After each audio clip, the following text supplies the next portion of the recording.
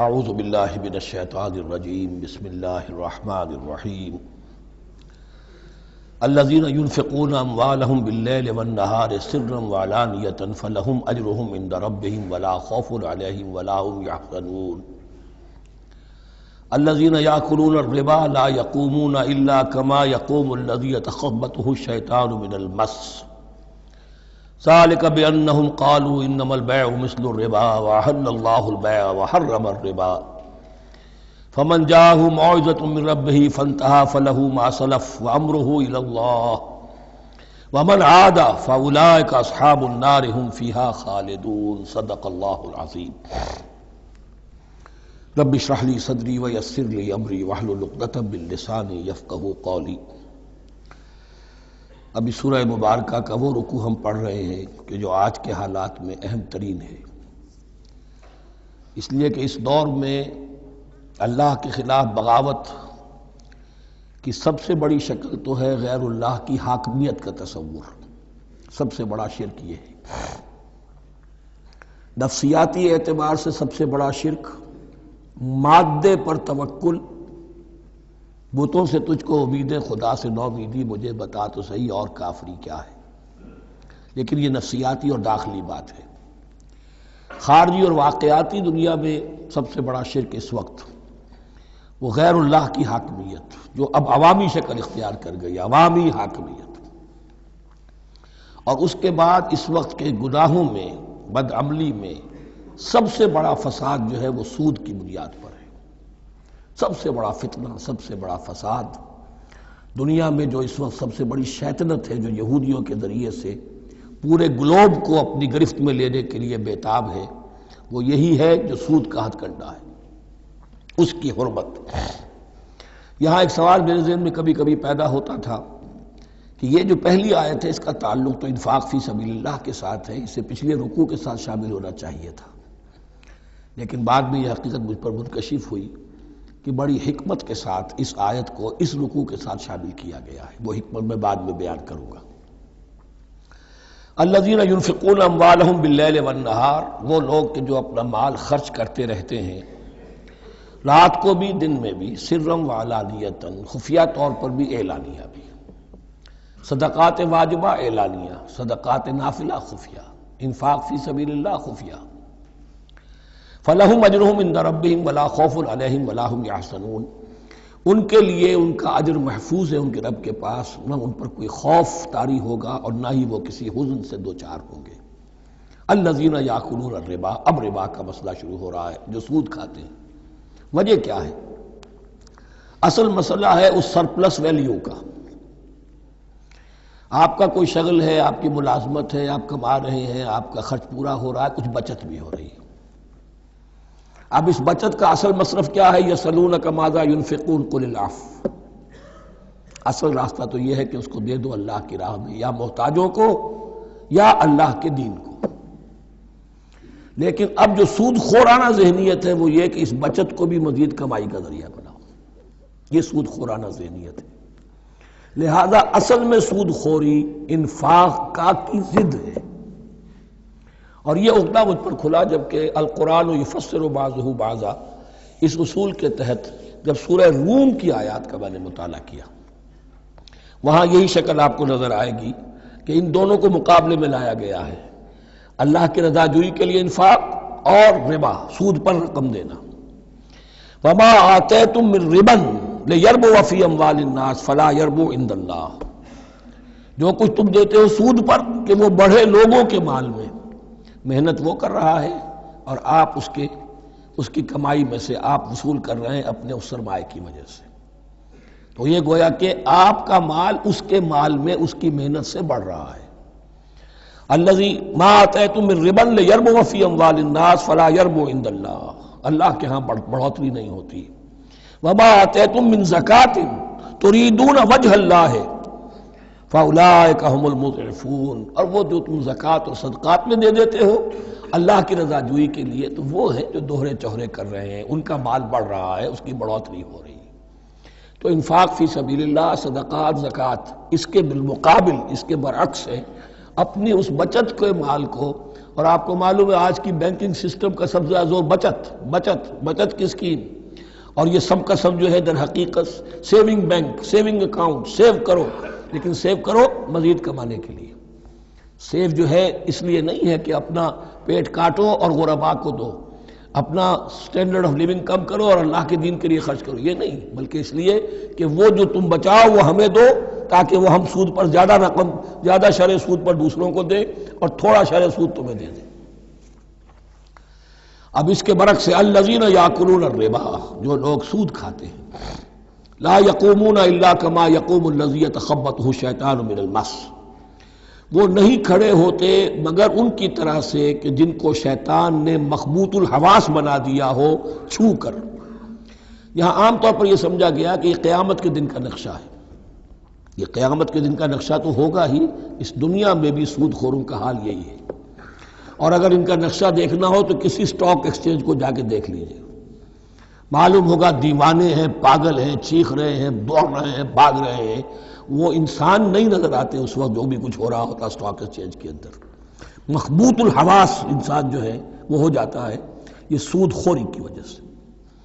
الذین یاکلون الربا لا یقومون الا کما یقوم الذی یتخبطہ الشیطان من المس ذلک بانہم قالوا انما البیع مثل الربا، اور ان کے سب سے بڑھ کر مخبوط الحواس ہونے کا مظہر یہ ہے، یہ اس لیے کہ وہ کہتے ہیں کہ بیع بھی تو ربا کی طرح ہے، بیع بھی تو سود ہے۔ میں نے 100 روپے کا مال خریدا، 110 میں بیچ دیا، 10 بچ گئے، یہ ربا ہے، ربا جائز ہے۔ 100 روپے کسی کو دیے اور 110 لیے، یہ سود ہو گیا۔ بھائی کیوں ہو گیا؟ 100 روپے کی شے دے دی، یہ 100 روپیہ دے دیا، کیا فرق پڑا؟ 10 لاکھ کا مکان بنایا، 4000 کے قرضے کے ماہانہ کرائے پر دے دیا، جائز ہو گیا۔ 10 لاکھ کسی کو دیا اور اس سے 4000 روپیہ مہینہ دینا شروع کیا، یہ سود ہو گیا، حرام ہو گیا۔ عقلی طور پر یہ باتیں ہیں کہ جو سود کے حامیوں کی طرف سے کہی جاتی ہیں۔ انما البیع مثل الربا، بیع میں بھی جو نفع ہوتا ہے، ربح اور ربا یہ میں اس وقت بیان کر چکا ہوں سورہ بقرہ کے دوسرے رکوع کے ضمن میں۔ تو یہ جان لیجئے کہ اس ظاہری سی مناسبت کی وجہ سے ان کا مخبوط الحواس لوگ جو ہیں وہ اس دونوں کے اندر کوئی فرق محسوس نہیں کرتے۔ یہاں اللہ تعالیٰ نے ان کے قول کا عقلی جواب نہیں دیا، بلکہ جواب کیا دیا؟ احل اللہ البیع وحرم الربا، اللہ نے بیع کو حلال قرار دیا ہے اور ربا کو حرام قرار دیا ہے۔ اب تم بات یہ کرو، اللہ کو مانتے ہو یا نہیں؟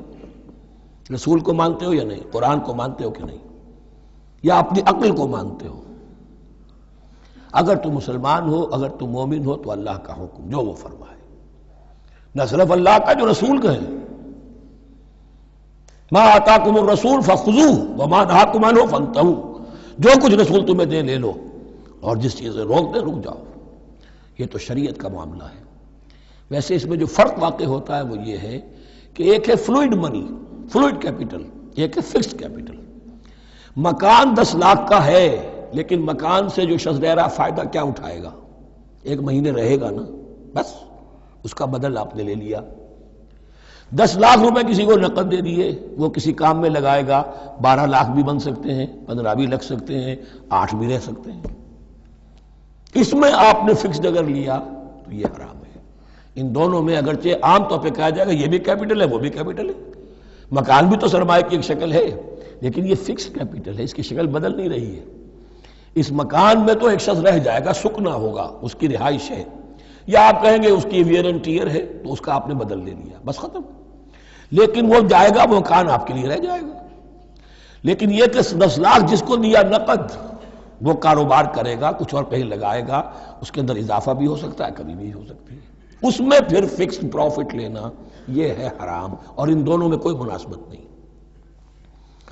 لیکن اللہ تعالیٰ نے یہ جواب نہیں دیا، جواب دیا احل اللہ البیع وحرم الربا فمن جاءہ موعظۃ من ربہ فانتہی فلہ ما سلف، تو جس شخص کے پاس اس کے رب کی طرف سے یہ نصیحت پہنچ گئی اور وہ باز آ گیا، رک گیا، فلہ ما سلف، تو جو کچھ پہلے وہ لے چکا ہے وہ اس کا ہے، وہ اس سے واپس نہیں لیا جائے گا، حساب کتاب نہیں کیا جائے گا کہ تم اتنا سود کھا چکے ہو واپس کرو۔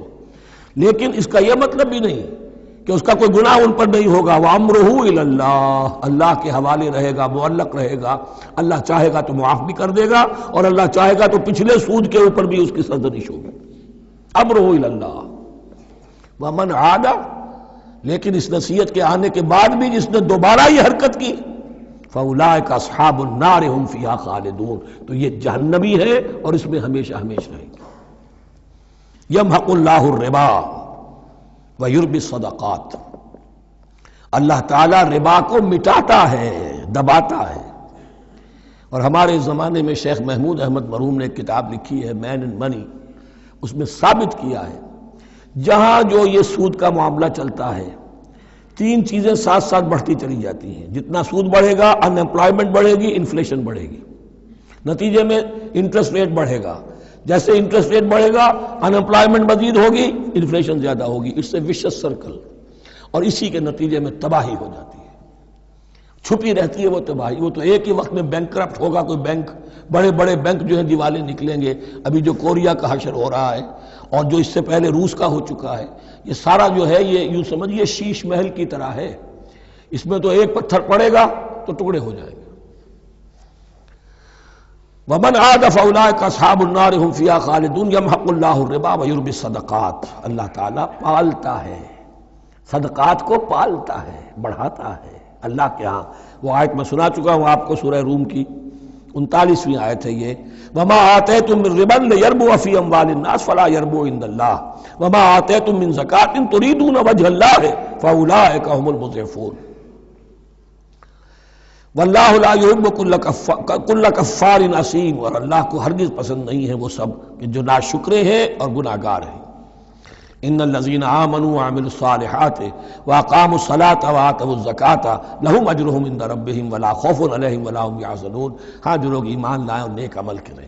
نیک عمل میں ظاہر بات ہے جو شے حرام ہے اس کا چھوڑ دینا بھی لازم ہے، اور نماز قائم رکھیں، زکوٰۃ ادا کریں، ان کے لیے ان کا اجر محفوظ ہے ان کے رب کے پاس. ولا خوف علیہم ولا هم یحزنون.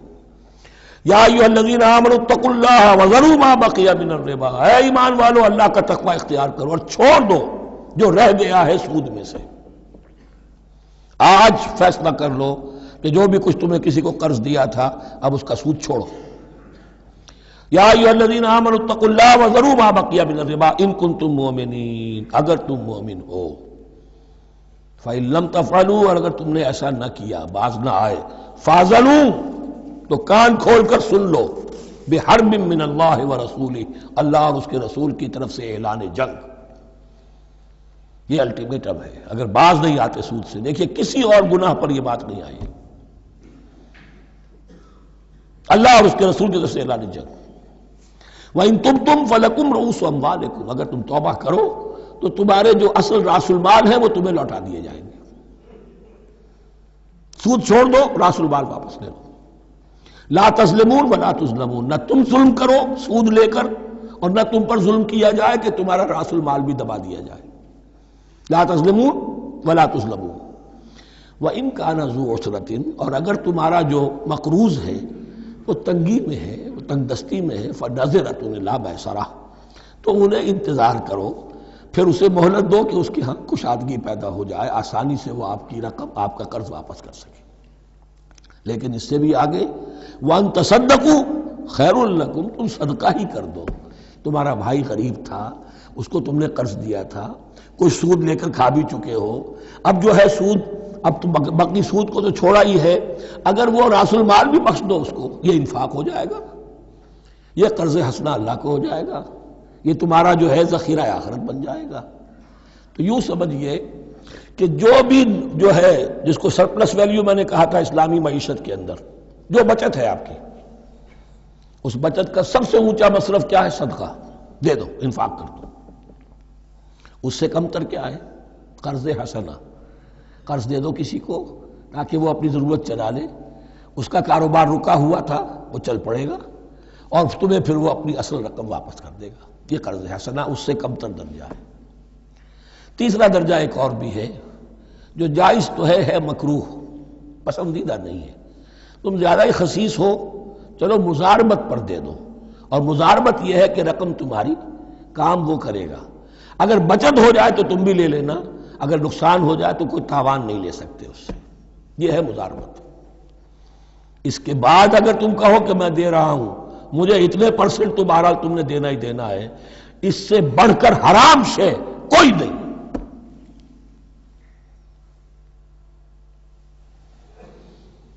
وَإِنْ كَانَ ذُو عُسْرَةٍ فَنَظِرَةٌ إِلَىٰ مَيْسَرَةٍ، تو اگر وہ ہے مقروض تمہارا وہ تنگی میں ہے پھر انتظار کرو، اسے مہلت دو اس کی کشائش تک.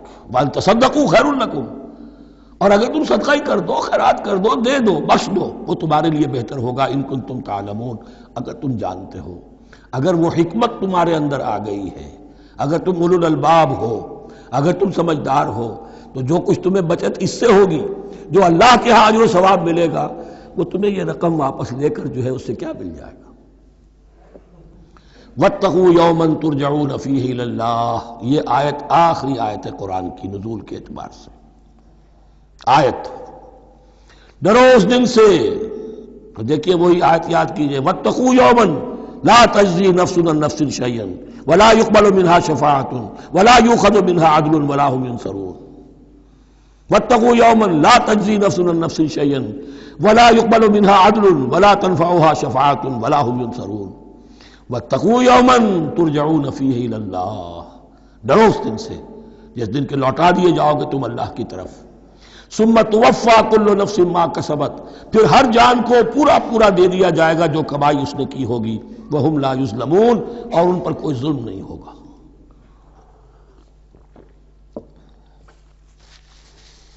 اب یہ قرآن مجید کی طویل ترین آیت آ رہی ہے، آیت دین. کوئی قرض کا معاملہ ہے، کوئی قرض کا معاملہ ہے کہ آپ نے کسی کو قرض دیا، یا کوئی کاروباری معاملہ ہے، اشتراک ہے جس میں کہ جو بھی ہوگا بعد میں نتائج نکلیں گے. ان سب کے بارے میں حکم ہے کہ لکھ لیا کرو. ہم کیا کرتے ہیں قرض دیتے ہوئے، اب دوست ہے، بھائی ہے، عزیز ہے، کیا لکھوانا، اس سے کیا کہے گا، اعتماد نہیں ہے. کاروبار شروع ہو گیا، زبانی باتیں کر لی، اس کے بعد رو رہے ہیں، چیخ رہے ہیں، چلا رہے ہیں. جو حدیث میں آتا ہے کہ اللہ تعالیٰ 3 قسم کے لوگوں کی فریاد سنتا ہی نہیں. ایک وہ جو قرض دیتے ہوئے یا کوئی معاملہ کرتے ہوئے لکھواتا تو ہے نہیں اور بعد میں روتا ہے. ایک وہ کہ جو اپنی بیوی کے ہاتھوں تنگ بھی ہے اور شکوہ بھی کرتا ہے، شکایت بھی کرتا ہے، فریاد بھی کرتا ہے، طلاق نہیں دیتا.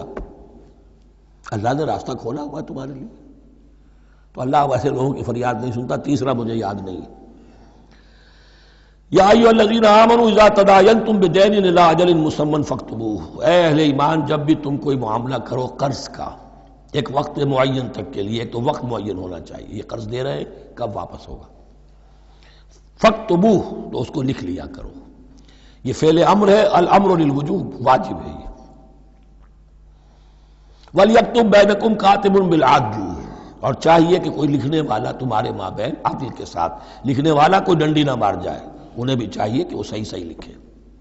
ولا یاب کاتب ان یکتب کما علمہ اللہ فلیکتب، اور کسی بھی شخص کو جسے اللہ نے سکھایا ہوا ہے کتابت لکھنے کا کام، تو اس کو انکار نہیں کرنا چاہیے لکھنے سے.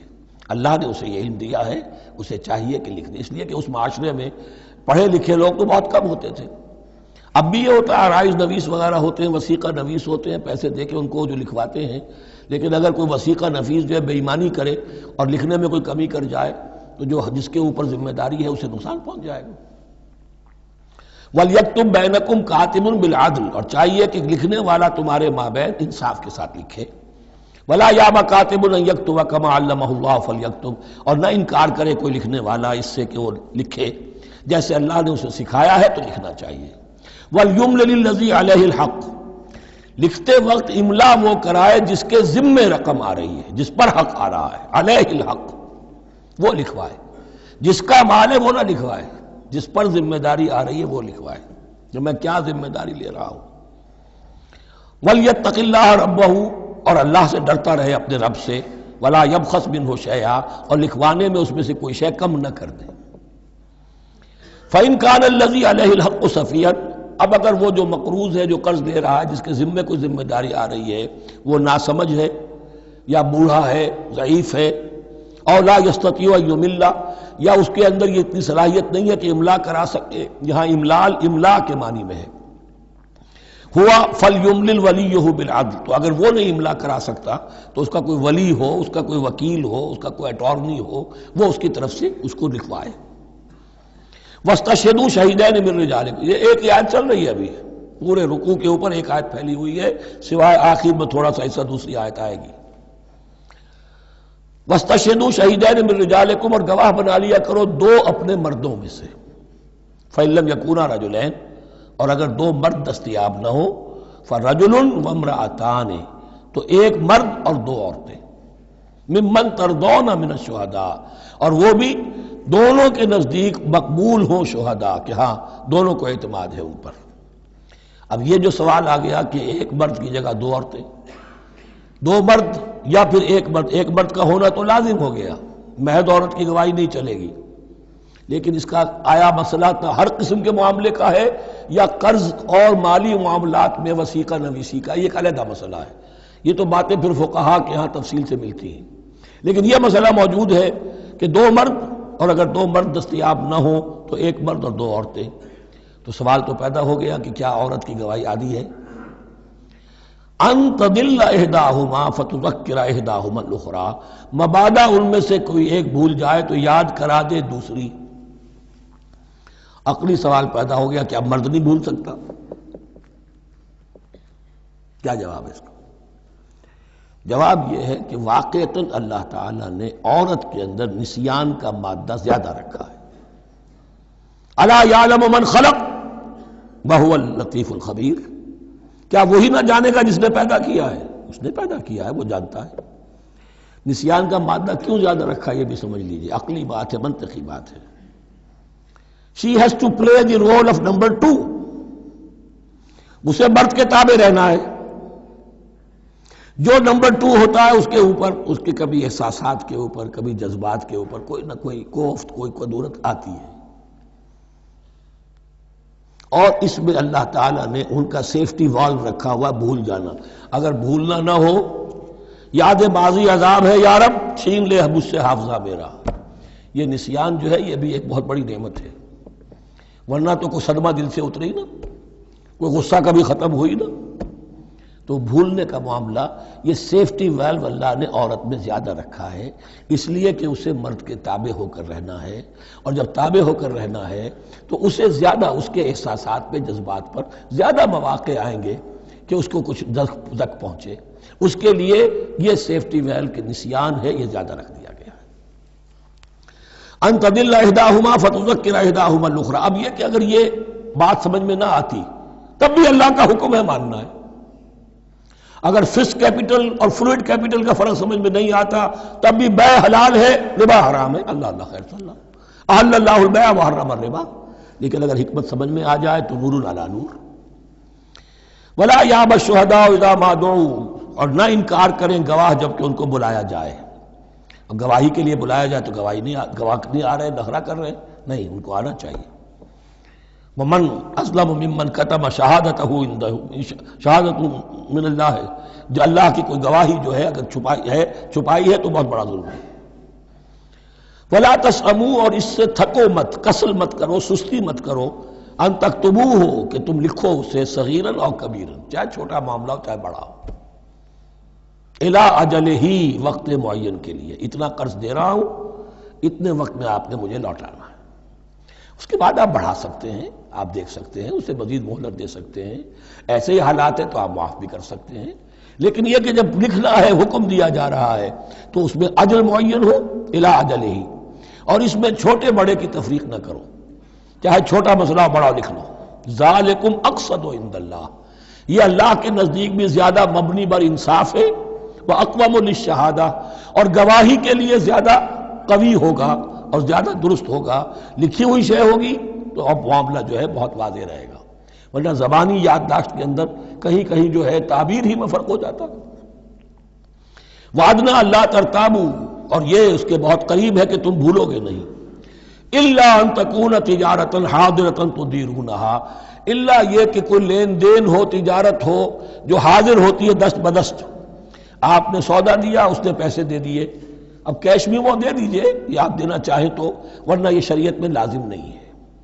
اگر ایسا دست بدست کا معاملہ ہے تو پھر یہ ہے کہ وہ تو ہو گیا ایکسچینج، وہ مال جو ہے دکاندار نے مال دیا، آپ نے پیسے دے دیے، اس کے لکھنے کی ضرورت نہیں ہے۔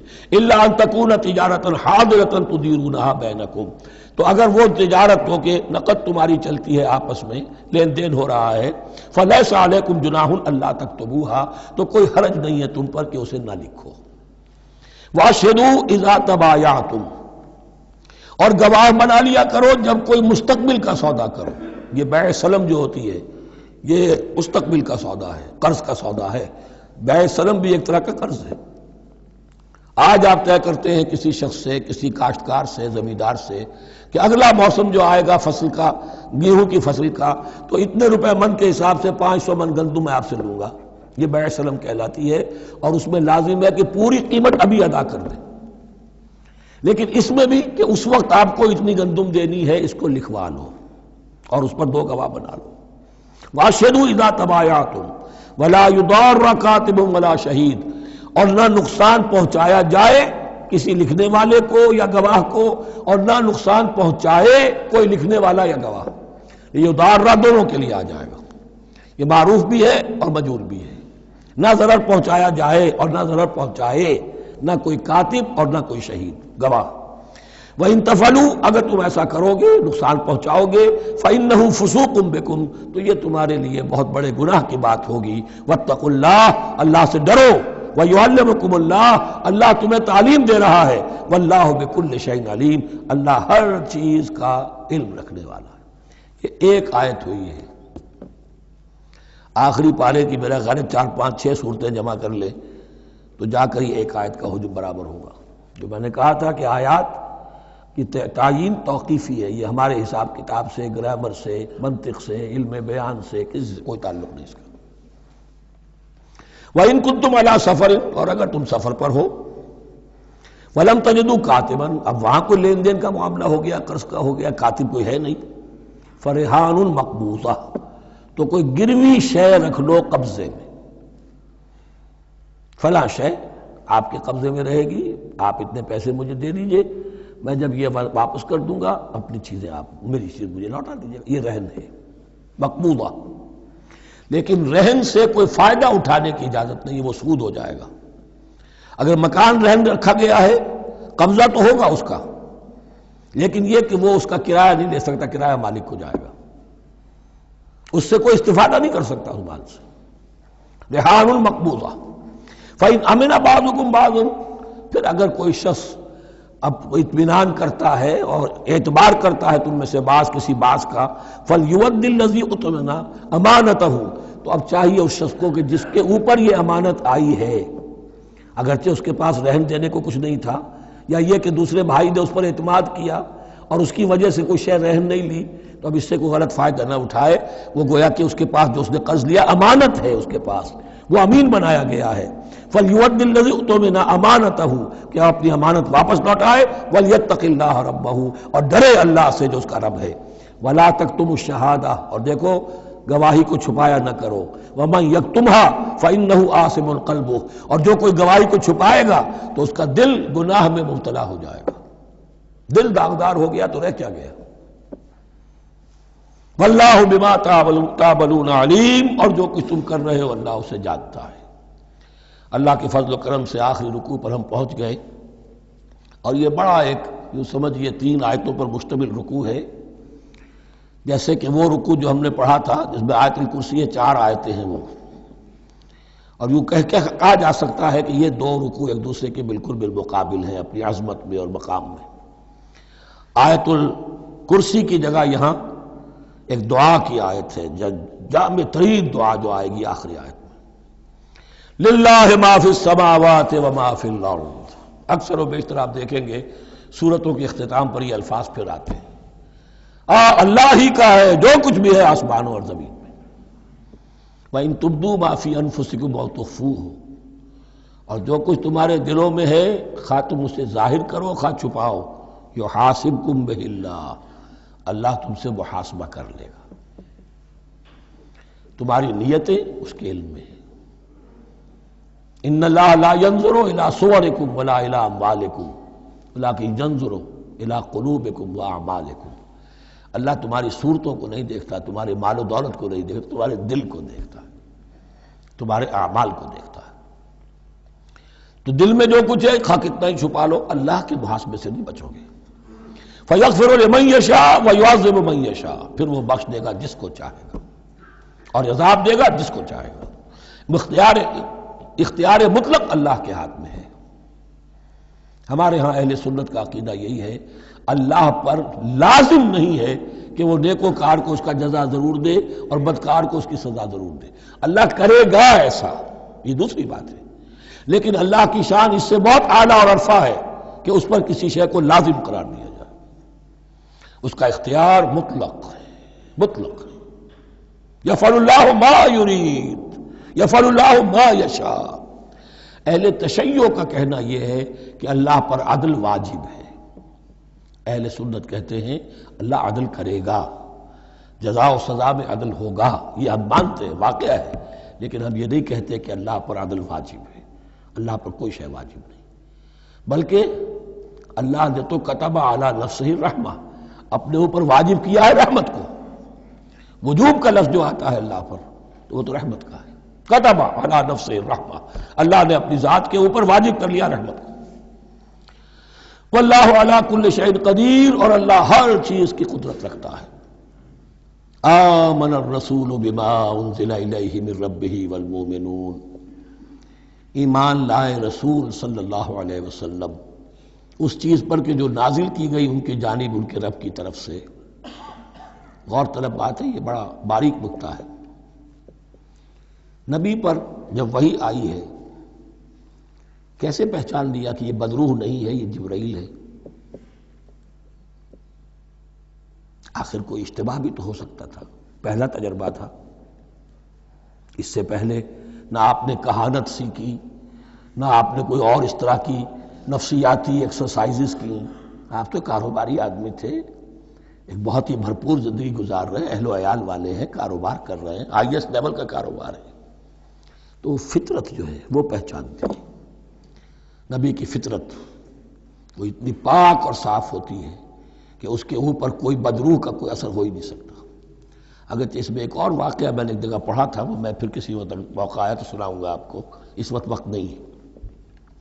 بہرحال ہمارے لیے بڑی تسکین کی بات ہے کہ اللہ تعالیٰ نے رسول کے ایمان کے تذکرے کے ساتھ ہمارے ایمان کا تذکرہ کیا۔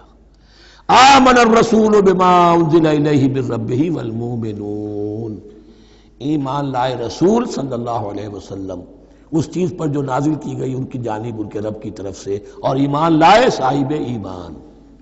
اللہم ربنا اجعلنا منہم، اللہم ربنا اجعلنا منہم۔ کل آمن باللہ وملائکتہ وکتبہ ورسلہ، یہ دوسرا مقام ہے سورہ بقرہ کے اندر جس میں ایمان کے جو اجزاء ہیں ان کو گنا گیا ہے۔ کچھ یاد ہے آیت البر، لیس البر ان تولوا وجوہکم قبل المشرق والمغرب ولکن البر من آمن باللہ والیوم الآخر والملائکۃ والکتاب والنبیین۔ یہاں بھی اسی طرح ہے، کل آمن باللہ وملائکتہ وکتبہ ورسلہ لا نفرق بین احد من رسلہ۔ اور یہ تیسری مرتبہ بات آ گئی ہے کہ رسولوں کے درمیان کوئی تفریق نہیں کی جائے گی۔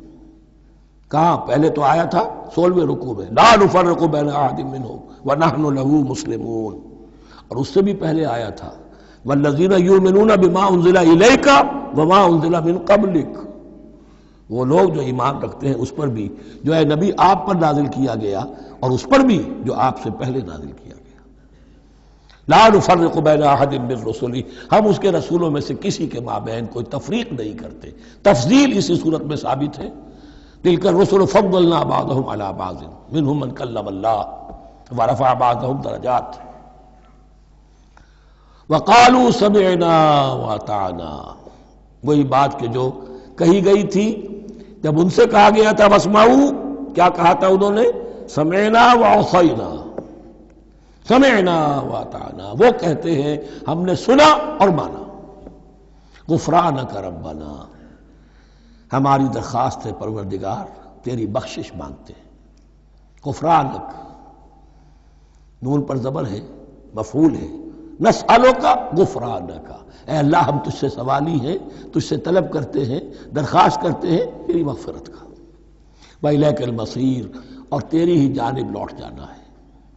یہاں پر وہ ایمان بالآخرہ بھی آ گیا جو یہاں اوپر نہیں آسان، آمن باللہ وملائکتہ وکتبہ ورسلہ، پھر رسولوں کے ضمن میں لا نفرق بین احد من رسلہ، لیکن اس کے بعد وإلیک المصیر، مغفرت اور اللہ کی طرف ہی لوٹ جانا ہے ہمارا، اس میں ایمان بالآخرہ آ گیا۔ اب آخری آیت، لا یکلف اللہ نفسا الا وسعها، اللہ تعالی نہیں ذمہ دار ٹھہرائے گا کسی جان کو مگر اس کی وسعت کے مطابق۔ یہ بہت بڑے فضل و کرم والی آیت ہے، جیسے میں نے کہا تھا میگنا کارٹا جو ہے انسانی حقوق کا، کہ اجیب دعوت الداعی اذا دعان، جہاں بھی مجھے کوئی پکارے، جب پکارے میں اس کی پکار سنتا ہوں، قبول کرتا ہوں۔ ہاں فَلْيُؤْمِنُوا بِي فَلْيَسْتَجِيبُوا لِي، انہیں بھی چاہیے کہ میرا کہنا مانے، دو طرفہ بات چلے گی، یک طرفہ نہیں۔ میری مانو، اپنی منواؤ، تم دعائیں کرو گے ہم قبول کریں گے، تم ہماری بات نہیں مانتے پھر تمہاری دعا تمہارے منہ پر دے ماری جائے گی۔ کرتے رہو قنوت نازلہ 40 دن کے 80 دن پڑھتے رہو، ڈھاکہ تو بیٹھ ہی جائے گا، بیٹھ گئے۔ یہودیوں سے شکست تو ہو ہی جائے گی، ہو گئی۔ کرتے رہو، حرمین میں پڑھتے رہو قنوت نازلہ، مکے میں پڑھو، مدینے میں پڑھو، پوری دنیا میں پڑھو۔ اللہ کو پیٹھ دکھائی ہوئی ہے، اس کے دین کو پاؤں تلے روندا ہوا ہے، اللہ کے باغیوں سے دوستی ہے، کسی نے قبلہ ماسکو کو بنایا تھا اور کسی نے واشنگٹن کو بنایا تھا، تمہاری دعائیں کیسے قبول ہوں؟ لیکن یہ جو آیت ہے یہ اس اعتبار سے بہت بڑی رحمت کی آیت ہے کہ اللہ تعالیٰ کے ہاں وہ اندھے کی لاٹھی والا معاملہ نہیں ہے کہ تمام انسانوں سے محاسبہ ایک ہی سطح پر ہو۔ اللہ جانتا ہے کس کی کتنی وسعت ہے، اور وسعت کن چیزوں سے بنتی ہے۔ آپ کو کوئی اور جین ملے ہیں، مجھے کوئی اور جین ملے ہیں، انہیں کوئی اور جین ملے ہیں، یہ جینز، ان جینز کی اپنی اپنی خصوصیات ہیں، خصائص ہیں، پراپرٹیز ہیں، لیمیٹیشنز ہیں۔ آپ کو کوئی اور ماحول ملا، اسے کوئی اور ماحول ملا، اسے کوئی اور ماحول ملا، تو hereditary factors multiplied by environmental factors, ان دونوں سے ایک شخصیت کا ہیولہ بنتا ہے انسان کا، جس کو پیٹرن کہتے ہیں ہمارے مستری لوگ۔ جب لوہے کا کوئی شے جو ہے ڈھالنی ہے تو اس کے لیے پہلے مٹی کا یا لکڑی کا ایک پیٹرن بناتے ہیں، انگریزی میں پیٹرن ہے، وہ پیٹرن کہتے ہیں ہمارے مستری لوگ۔ اب آپ لوہا جو ہے اس کو جب اسے کر لیں گے، مائع بنا لیں گے، گلا لیں گے، پھر اس میں ڈالیں گے، وہی شکل ہو جائے گی۔ یہ شاکلہ ہے ہر انسان کا جو بن جاتا ہے۔ قُلْ كُلٌّ يَعْمَلُ عَلَى شَاكِلَتِهِ فَرَبُّكُمْ أَعْلَمُ بِمَنْ هُوَ أَهْدَىٰ سَبِيلًا۔ اس شاکلہ کے اندر اندر آپ کو محنت کرنی ہے۔ اللہ جانتا ہے کس کا شاکلہ وسیع تھا، کس کا شاکلہ تنگ تھا، کس کے جینز اعلیٰ تھے، کس کے جینز ادنا تھے، کس کے ہاں ذہانت زیادہ تھی، کس کے ہاں جسمانی قوت زیادہ تھی۔ جو بھی کچھ اس نے دیا ہے، جس کو وہاں ہم نے رکھا اس کو وہاں رکھا، اس نے وہاں تعلیم پائی، اس نے یہاں تعلیم پائی، جو بھی انوائرمنٹل فیکٹرز آئے ہیں، جو بھی جینیٹک فیکٹرز آئے ہیں، سب اللہ کے علم میں ہے۔ ان سب کو ملحوظ رکھ کے اللہ حساب لے گا۔ جو شاکلہ ہم نے تمہیں دیا تھا اس میں تم نے کیا کیا؟ ایک شخص کے اندر فرض کیجئے استعداد ہی ہے 20 درجے کی استعداد ہے، اس نے فرض کیجئے 18 درجے کام کر دیا، کامیاب ہو گیا۔ کسی میں استعداد 100 درجے کی تھی، اس نے 50 درجے کیا، ناکام ہو گیا۔ حالانکہ کمیت کے اعتبار سے 50 درجے زیادہ ہے 18 درجے سے، لیکن یہ 18 درجے کا کام وہ کر رہا ہے جس کے اندر استطاعت تھی ہی 20 کی، یا 18 ہی کی تھی، اس نے پوری کر دی۔ اور 50 درجے والا وہ جس کو اللہ نے دے رکھی تھی 1000 کی استطاعت، اس کا وہ 50 بیکار ہو گیا۔ تو اللہ تعالیٰ کا محاسبہ جو ہے انڈیویجول ہے، اسی لیے فرمایا گیا کلہم آتی ہے یوم القیامت فردا، ان میں سب لوگ اس دن قیامت کے دن سب آئیں گے اکیلے اکیلے، تنہا تنہا، ہر ایک کا حساب ہوگا وہاں، اور ہر ایک کا حساب ہوگا لا یکلف اللہ نفسا الا وسعها، اللہ ذمہ دار نہیں ٹھہرائے گا کسی بھی جان کو مگر اس کی وسعت کے مطابق۔ البتہ اس کا اب ایک ریورس ہے۔ ہوتا کیا ہے، ہم سمجھتے ہیں دنیا میں تو بھاگ دوڑ کر رہے ہیں اور دین اجی ہمارے اندر تو استطاعت، دین کے کام کی صلاحیت ہی نہیں ہے۔ دنیا میں دیکھیں بڑے کامیاب تیزی کے ساتھ دوڑ رہے ہیں، کامیاب پر کامیاب، دین ہمارے اندر تو استطاعت نہیں ہے، استعداد ہی نہیں ہے، کیا کریں؟ یہ دھوکہ ہے، سیلف ڈسیپشن ہے۔ استعداد اور استطاعت کے بغیر اور صلاحیت اور ذہانت کے بغیر دنیا میں بھی آپ کما نہیں سکتے، محنت نہیں کر سکتے، کوئی نتائج حاصل نہیں کر سکتے۔ یہ دھوکہ اپنے آپ کو نہ دیجئے، یہ ہے جو کچھ کر سکتے ہو کیجئے، کھودیے اپنی شخصیت کو، کھود کر جو نکال سکتے ہو نکال دیجئے۔ ہاں آپ نکال سکیں گے اتنا ہی جتنا آپ کے اندر ودیت ہے، زیادہ کہاں سے لے آئیں گے؟ اور اللہ نے کس میں کیا ودیت کیا ہے وہ جانتا ہے، اس کا حساب لینا جو ہے محاسبہ وہ اس پر ہے کہ جو اس نے تمہیں دیا ہے۔ لا، اور یہ مضمون قرآن مجید میں 5 مرتبہ آیا ہے بہت اہمیت کے ساتھ۔ لا یکلف اللہ نفسا الا وسعها لها ما کسبت وعلیہا ما اکتسبت۔ اسی جان کے لیے ہے جو اس نے کمایا اور اس کے اوپر وبال بنے گا جو اس نے برائی کمائی۔ لیکن لام اور علا، لہا ما کسبت، جو بھی اس نے نیکی کمائی اس کے حق میں ہے، اس کے لیے ہے، اس کا اجر ملے گا، ثواب ملے گا، اور جو بدی کمائی وہ اس پر وبال بنے گا، اسی کے لیے اس کو سزا ملے گی، اسی کے حوالے سے۔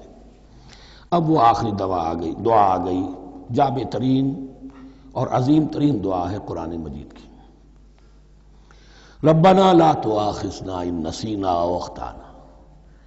اہل ایمان کے راستے پر، عمل صالح کے راستے پر مقدور بھر، امکان بھر اپنی شخصیت کے کونوں کھدروں میں سے بھی نکال کر، اپنی ریزیڈول انرجیز کو بھی نکال کر اللہ کی راہ میں لگا دیں، لیکن اس کے بعد بھی کوئی غرہ نہ ہو، کوئی غرور نہ ہو، کوئی اپنی محنت پر، اپنی نیکی پر، اپنی کمائی پر، اپنے کارناموں پر کہیں انسان دھوکہ نہ کھا جائے۔ کیفیت کیا رہنی چاہیے؟ وہ یہ ہے تواضع، عجز، انکساری۔ ربنا لا تؤاخذنا ان نسینا او اخطانا۔ اے رب ہم سے مواخذہ نہ کیجو اگر ہم بھول جائیں یا ہم سے خطا ہو جائے۔ نسیان بھی ہے، الانسان مرکب من الخطاء والنسیان، انسان کے اندر یہ دونوں چیزیں، خطا اور نسیان، یہ تو گندھی ہوئی ہیں۔ خطا یہ ہے کہ آپ نے اپنی امکانی حد تک تو نشانہ ٹھیک لگایا تھا، نشانہ خطا ہو گیا، ٹھیک ہے، کوئی بات نہیں، آپ کی نیت صحیح تھی۔ ایک اجتہاد کرنے والا اجتہاد کر رہا ہے، امکانی حد تک اس نے کوشش کی ہے کہ صحیح رائے تک پہنچے، لیکن خطا ہو گئی، اللہ معاف کرے گا۔ اس نے اپنی امکانی کوشش کی تھی، لہذا اسے ثواب ملے گا۔ مجتہد مخطی بھی ہو تو ثواب ملے گا، مجتہد مصیب ہے، صحیح رائے پر پہنچ گیا ہے تو دوہرا ثواب ملے گا، لیکن مجتہد مخطی ہے تب بھی ثواب ملے گا۔ تو بھول چوک پر، یہ بھول چوک، خطا جو ہے چوک صحیح ہے بالکل لفظ اس کے لیے، چوک جانا، نشانہ چوک گیا۔ تو اے پروردگار جو بھی ہم سے سرزد ہو جائے، غلطی ہو جائے، بھول کی وجہ سے یا خطا کی وجہ سے، اس پر مواخذہ نہ کیجو۔ ربنا ولا تحمل علینا اصرا کما حملتہ علی الذین من قبلنا، اور اے رب ہمارے، ہم پر وہ بوجھ نہ ڈالیو جس سے ہم لے کر چل نہ سکیں۔ دیکھیے ایک حمل ہوتا ہے جس سے حمال کا لفظ بنا ہے، جس کو لے کر انسان چلتا ہے۔ حمال اس بوری کو یا بوجھ کو اٹھا کر چل رہا ہے، جو آپ کی طاقت میں ہے اور جس سے لے کر آپ چل سکیں وہ ہے حمل، اور جو ہو آپ کو بٹھا دے، اسر اس کو کہتے ہیں۔ یہ لفظ سورہ اعراف میں پھر آئے گا، یضع عنہم اسرہم والاغلال التی کانت علیہم۔ حضور کی شان یہ بھی تھی کہ انہوں نے لوگوں کے بوجھ جو ان کی طاقت سے بڑھ کر تھے ان کے کندھوں سے اتار دیے۔ ربنا ولا تحمل علینا اصرا کما حملتہ علی الذین من قبلنا، اے اللہ تو نے بڑے بڑے بھاری بوجھ ہم سے پہلے لوگوں پر ڈالے۔ شریعت بھی پہلے بھاری تھی، بہت سے معاملات ہم نے دیکھ لیے، روزہ ہمارے لیے کتنا آسان کر دیا گیا، رات کو نکال دیا روزے سے، کہہ دیا خاص طور پہ کھاؤ پیو ضرور، سحری ضرور کرو، تسحروا فإن فی السحور برکہ، کتنی آسانی ہے۔ رات میں تعلق زن و شو کی اجازت ہے، وہاں ان کے روزے میں چپ بھی تھا، چپ بھی رہو، نہ کھاؤ نہ پیو، نہ تعلق زن و شو، نہ گفتگو، تو آسانی کی ہے۔ ان کے ہاں یوم سبت کا حکم تھا اتنا سخت، کوئی کام نہیں کرو گے. ہمارے ہاں وہ تھوڑے سے وقت کے لیے اذا نودی للصلاۃ من یوم الجمعۃ فاسعوا الی ذکر اللہ وذروا البیع، اذان سے لے کر اور نماز کے ادا ہو جانے تک ہر کاروبار دنیاوی حرام ہے، لیکن اس سے پہلے اس کے بعد آپ کر سکتے ہیں. تو آسانی ہے. ربنا ولا تحمل علینا اصرا کما حملته علی الذین من قبلنا ربنا ولا تحملنا ما لا طاقت لنا به، اور اے رب ہمارے ہم پر وہ بوجھ نہ ہم پر عائد کیجو، ہم پر ڈالیو جس کی کہ ہمارے اندر طاقت نہ ہو. واعف عنا، ہم سے درگزر فرماتا رہے، ہمیں معاف کرتا رہے. واغفر لنا، اور ہمیں بخشتا رہے. مغفرت کا لفظ جو ہے اس کو سمجھ لیجئے ڈھانپنا. مغفر کہتے ہیں خود کو، جو ہیلمٹ پہنا ہوتا ہے تاکہ گولی جو ہے وہ سر پہ لگے تو یہ آپ کو بچا لے. مغفر خود پہنتے تھے تلوار کے وار سے سر کو بچانے کے لیے، سر کو ڈھانپا ہوا مغفر سے. تو گناہ کو اللہ تعالیٰ اپنی رحمت سے ڈھانپ دے. واغفر لنا، ہماری خطاؤں کی پردہ پوشی فرما دے. ورحمنا، اور ہم پر رحم فرما. انت مولانا، تو ہمارا مولا ہے، والی ہے، ہمارا پشت پناہ ہے، مددگار ہے. اللہ ولی الذین آمنوا یخرجہم من الظلمات الی النور فانصرنا علی القوم الکافرین، بس ہماری مدد فرما کافروں کے مقابلے میں. انہی الفاظ پر وہ دعا ختم ہوئی تھی جو طالوت کے ساتھیوں نے کی تھی علیہ الصلوۃ والسلام. اصل میں یہ دعا اب تلقین کی جا رہی ہے. مرحلہ سخت آ رہا ہے، مرحلہ سخت ہے اور جان عزیز، تاب لاتے ہی بنے گی غالب. اب وہ مرحلہ آ رہا ہے، اس کے لیے تیار ہو جاؤ. یہ سارا حصہ جو ہے در حقیقت یہ تمہید ہے غزوہ بدر کی. بارک اللہ لی ولکم فی القرآن العظیم ونفعنی وإیاکم بالآیات والذکر الحکیم.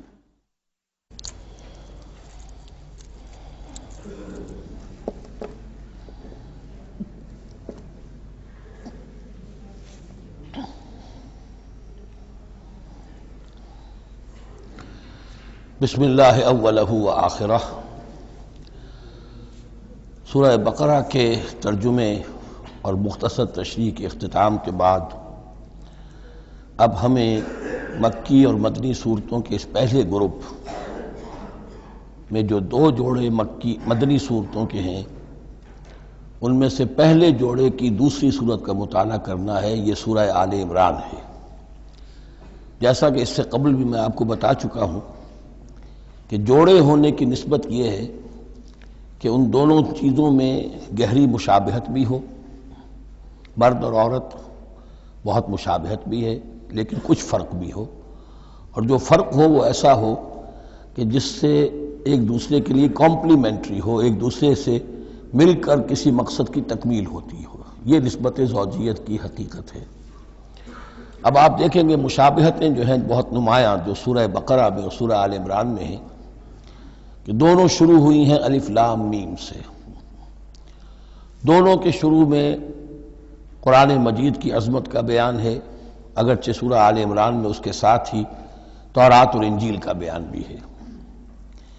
دونوں کے اختتام پر بڑی عظیم آیات آئی ہیں. وہ آیت ہم پڑھ چکے ہیں جو سورہ بقرہ کے اختتام پر آئی ہے، جو کہ ایک عظیم دعا پر مشتمل ہے. عظیم ترین دعاؤں میں سے اس کو شمار کیا جا سکتا ہے. ربنا لا تؤاخذنا ان نسینا واخطانا. سورہ آل عمران کے آخری رکوع میں بھی ایک نہایت جامع دعا آئی ہے. وہ 3-4 آیتوں میں پھیلی ہوئی ہے، بہت بڑی جامع دعا ہے.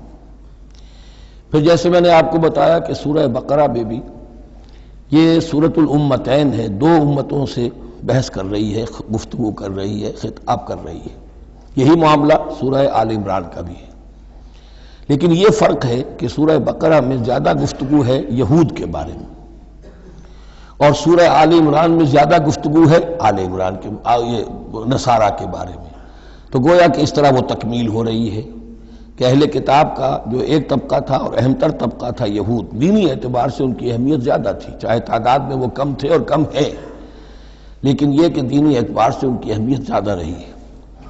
دوسرا طبقہ ہے یہ عیسائیوں کا، لیکن یہ کہ ان کا تذکرہ وہاں بہت کم آیا، یہاں آپ کو اس سورہ آل عمران میں زیادہ خطاب ان سے ملے گا۔ پھر جیسے سورہ بقرہ کا پہلا نصف جو ہے وہ 18 رکوعوں پر اور 152 آیات پر مشتمل تھا، اور نصف ثانی جو ہے وہ 22 رکوعوں پر لیکن 134 آیات پر مشتمل تھا، تو تقریباً مساوی دو حصے تھے۔ وہی کیفیت آپ کو یہاں ملے گی، بلکہ یہاں وہ بتمام و کمال ہے، دونوں حصے بہت مساوی ہیں۔ کل 20 رکوع ہیں، 10 رکوع ایک نصف اول میں ہے، 10 رکوع نصف ثانی میں ہے۔ صرف ایک آیت کا فرق ہے کہ پہلے 10 رکوعوں میں 101 آیات ہیں اور دوسرے 10 رکوعوں میں 99 آیات ہیں۔ پھر جیسے وہاں 3 حصے ہیں نصف اول کے، ویسے ہی یہاں بھی 3 حصے ہیں نصف اول کے، لیکن یہاں رکوعوں کی تقسیم نہیں ہے بلکہ آیات کی ہے۔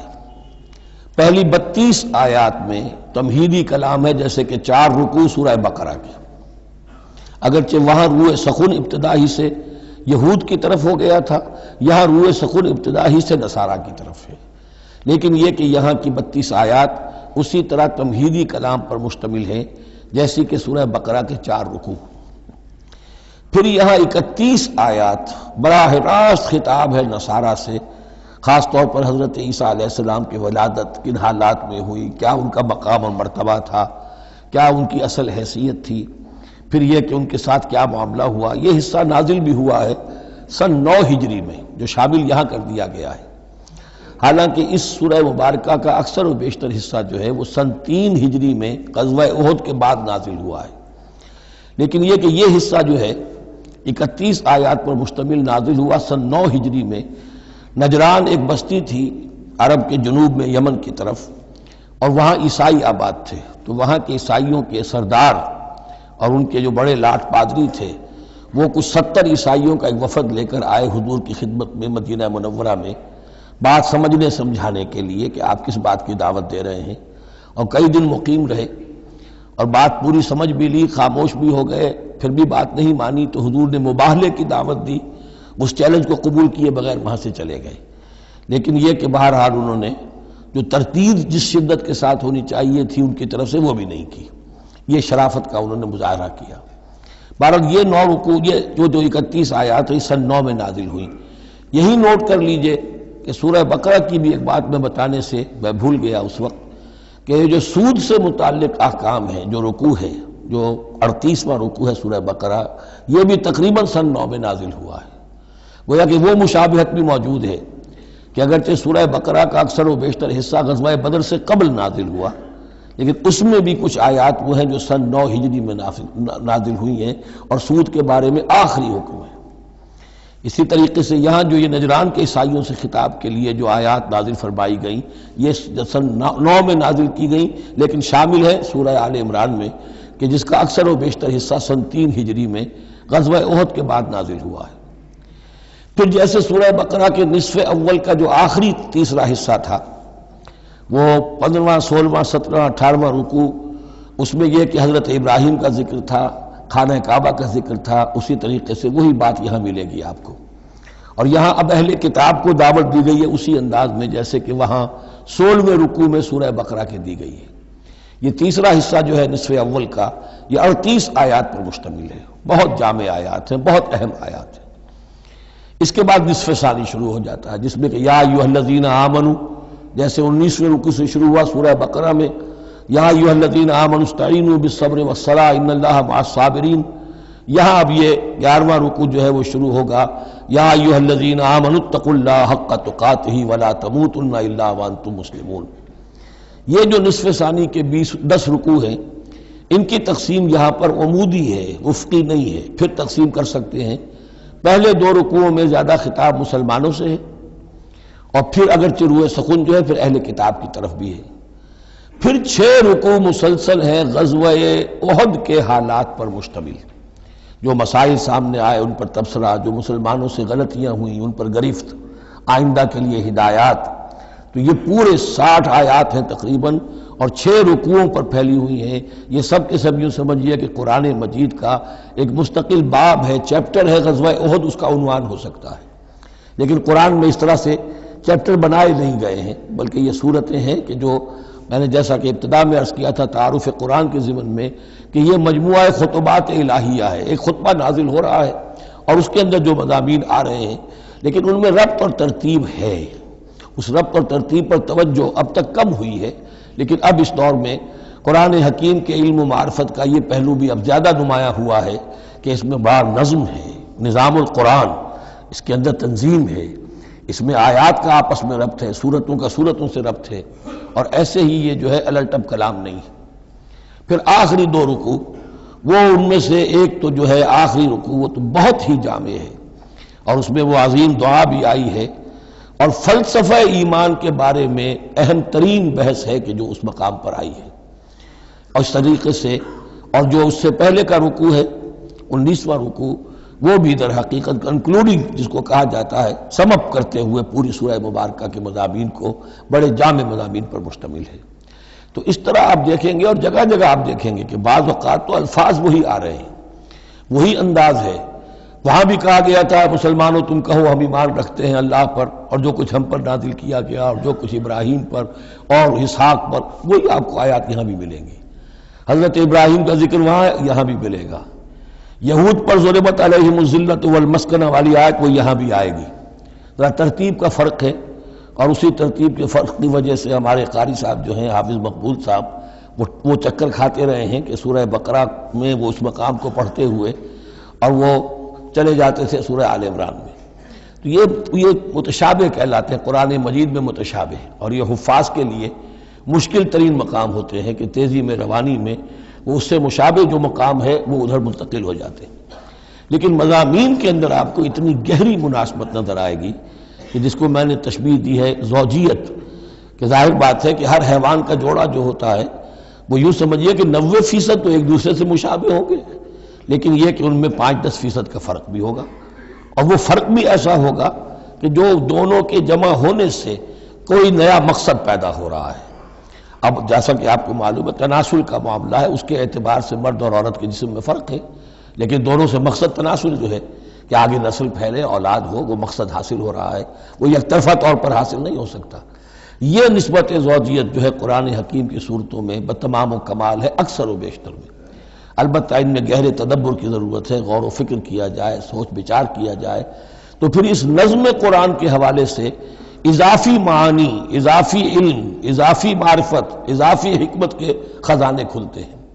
بس اسی پر اکتفا کرتے ہیں، اور اب اس کے بعد ہم اس سورہ مبارکہ کا، سورہ آل عمران کا، یہ اور یاد کر لیجئے کہ میں نے آپ کو بتایا تھا کہ نبی اکرم صلی اللہ علیہ وسلم نے ان دونوں صورتوں کو ایک نام دیا ہے۔ جیسے آخری جو 2 صورتیں ہیں قرآن مجید کی، ان کو ایک نام دیا گیا معوذتین، قل اعوذ برب الفلق قل اعوذ برب الناس۔ ان دونوں صورتوں کو ایک نام دیا گیا الزہراوین، 2 نہایت تابناک اور روشن صورتیں۔ تو یہ اس میں تمہیدی کلام میں بس اسی پر اکتفا کر کے اب ہم آگے مطالعہ شروع کرتے ہیں۔ بارک اللہ لی ولکم فی القرآن العظیم ونفعنی وإیاکم بالآیات والذکر الحکیم۔